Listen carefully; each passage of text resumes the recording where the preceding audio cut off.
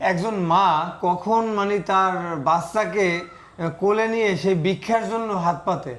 একজন মা কখন বলে যে আমাকে জাকাতের টাকা দেন, আপনাদের ফেরতার টাকাটা আমার আবরারকে দেন, আবরারকে বাঁচাবার জন্য? আবরারের মা চোখ থেকে পানি ফেলাতে ফেলাতে কথা বলতে পারতেছিল না এই বাচ্চাটাকে কোলে নিয়ে।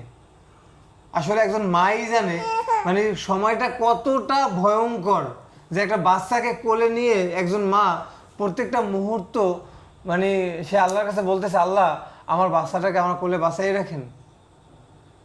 ওই মাই জানে যে জীবনটা কতটা কষ্টের। জানেন পৃথিবীতে সব থেকে কঠিনতম মুহূর্ত কোনটা?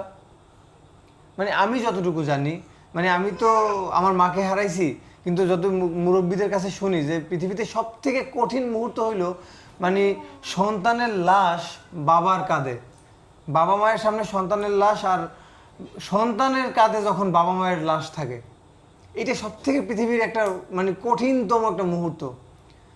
আবরারের মা বলতেছিল, আমি আমার আবরারের দেহে কাপন জড়ানো দেখতে চাই না, আমি চাই আমার আবরার বেঁচে থাকুক, আমার লাশটা আমার কবরের পর্যন্ত আমার আবরার পৌঁছাক।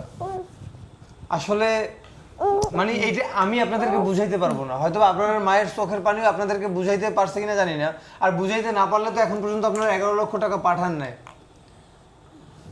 আপনাদের মনে সেই সারাটা দিছে দেখে আপনারা 11 লক্ষ টাকা এখন পর্যন্ত পাঠাইছেন, কিন্তু আপনাদের চিকিৎসার জন্য 18 লক্ষ টাকা হসপিটালে দিতে হবে। যাতায়াত ভাড়া, থাকা খরচ হয়তো বা 20 থেকে 22 লক্ষ টাকা খরচ হবে। আমি চাইবো আপনারা যে যতটুকু পারেন, 1 টাকাও মানুষ পাঠাইছে, আবার 1 লক্ষ টাকা একটা আপু পাঠাইছেন, আমি চাইবো আপনাদের সামর্থ্য অনুযায়ী, আপনার যদি সামর্থ্য থাকে 1 টাকা 5 টাকা আপনি পাঠান প্লিজ। আমি আপনাদের কাছে একটা অনুরোধ করব, আপনাদের দানটা বিফলে যাবে না ইনশাল্লাহ। এই আবরার যদি বেঁচে থাকে, আবরার একদিন বড় হয়ে আবরার এই সমাজের হাল ধরবে।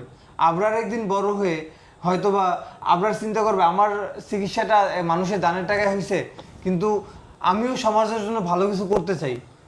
আবরারের জন্য হয়তোবা সেই দিনটা অপেক্ষা করতেছে। আপনি 5টা টাকা আবরারকে দান করেন, যদি না পারেন আবরারের ভিডিওটা শেয়ার করেন, যেই ব্যক্তি দান করতে পারবে তার কাছে ভিডিওটা পৌঁছাক।